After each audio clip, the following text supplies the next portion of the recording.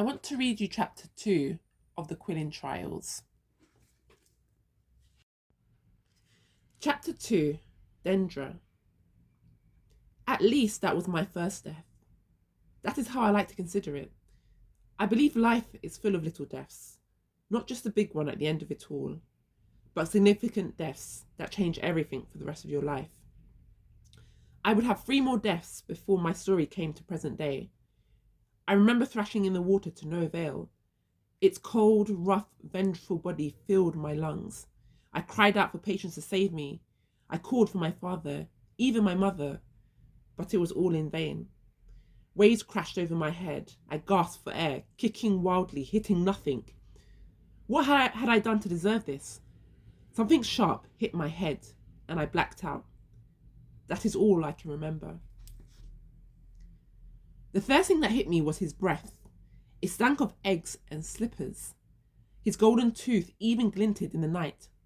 The preacher loomed over me, inspecting whether I was alive. Hands thudded against my chest, and I coughed up water. It had gone down my windpipe too. I coughed and coughed and coughed. Good, you're alive, said the preacher man. My whimpers danced into the night, tears mixed with water. I wiped my face. Save your tears, child. They will no longer get you any attention. And that was the truest thing anyone had ever said to me until then. Although he was skinny as a scarecrow, he picked me up and threw me over his shoulder. And that was the last I ever saw of my village. Even if I wished, I could not doubt you there now. Dendra kept such particulars hidden from me. The only things I remember are the little details lost to time. After that, we travelled for 3 long days. The preacher man had a bike, and he rode us out of town and onto poorly maintained roads. I cried for him to take me back home.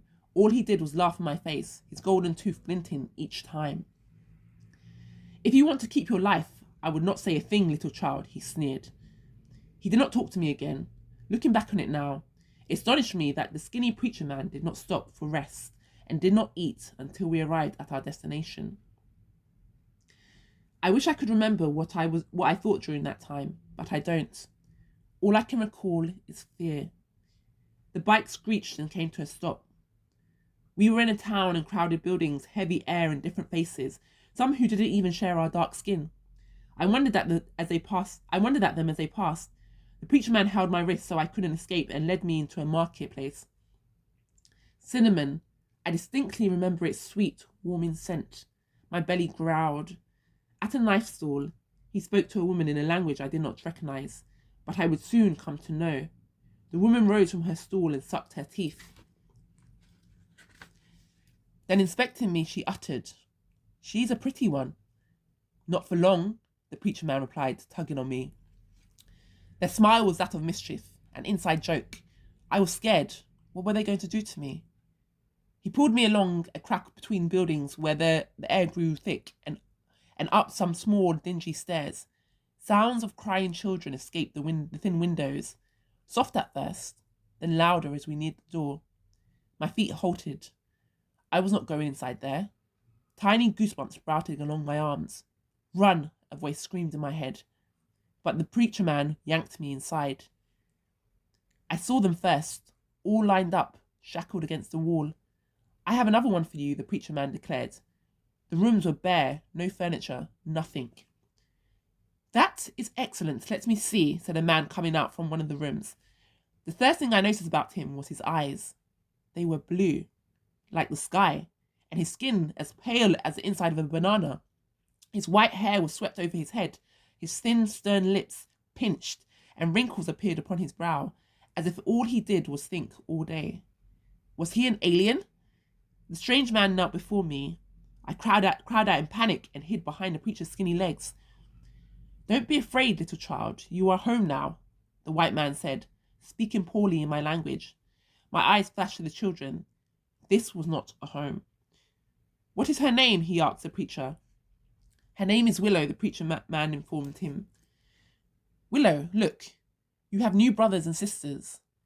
Their eyes were wide and their knees wobbled. Tears immediately sprang to my eyes. "No, you do not cry," threatened the white man, and he slapped my face so hard I still remember the fire that lit across my cheek. It was a warning. Feel nothing, or he would make you feel worse. I whimpered and wiped my eyes. Better, said the man. How old are you, Willow? He raised a hand to slap me a second time. 5, I replied, trembling. Good, the younger, the better. He put out his pale hand to me. I shoved mine behind my back. My name is Dendra. I tried to move as far away from him as possible. Dendra clucked, rose to his feet, and turned to the children. My children, welcome your new sister. The children, with fear etched across their faces, welcomed me in unison. Tie her up, we leave tonight, said Dendra. That was the last time I saw the preacher man. I would hear stories about him along the way, but no one ever knew his name. Children would turn up once in a while, and I would know he was still up to his old business. I say this now to reassure you. Dendra would harm us, but not in a way that some demons would. The pain he inflicted on us was only for our own good. He would always say, pain and fear are the best teachers. A truck came to collect us at night, and we were driven from the town. None of us children dared to speak to one another. We had been warned of the consequences. We sat at the back of the truck, exposed to the elements. Our feet were tied together so we couldn't escape. Occasionally, Dendra would throw us bread to eat. The 3 days without food were taking their toll. My little body was famished. Someone tapped me on the shoulder. The boy who sat beside me held out his hands. In it was a piece of bread. He was offering it to me, a sign of defiance. A little light in the darkness. He wore a wooden bracelet with a lion's head pendant, which would later be confiscated by Dendra. He had warm, deep brown, kind eyes. A smile flickered behind them. Without a thought, I snatched the bread from his hand and ate it without even a thank you. I would always remember that. I learned to be scrappy then, to never owe anyone anything, never to let them win your favour, because the timid would not get food, and they would have to wait until the next mealtime to eat. After 3 nights on the road, 3 endless nights where I saw the stars as bright as diamonds twinkling down on us, reassuring in all their majesty, we came to the mountains. The truck struggled up the rough terrain. There were a few times I feared we might tip over. Trees surrounded us on all fronts. We had left a tiny village behind. Be careful, there are snakes everywhere, Dendra had warned. Finally, the trees parted, and one of the most beautiful buildings I had ever seen appeared beyond the terrain. It was a castle, white and sandy like the beach. Every layer was tiered. I didn't know it then. I didn't know it at the time, but now I know it. As we walked past it, to a small compound on the side, my heart sank upon realizing we would not get to live in such a lavish building. Darkness had fallen upon us, and we all found parts of the dingy structure to sleep in. Nearby, horses sifted loudly through straw. Good night, children, Dendra had said, and I fell asleep on the rough hay moments later. Ring, ring, ring. Soft footsteps slapped against the floor.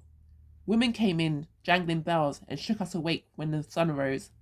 Boys were separated from girls, and we were made to line up against the wall. Dendra entered with his strange, still stiff clothing. He inspected us as he walked along our line.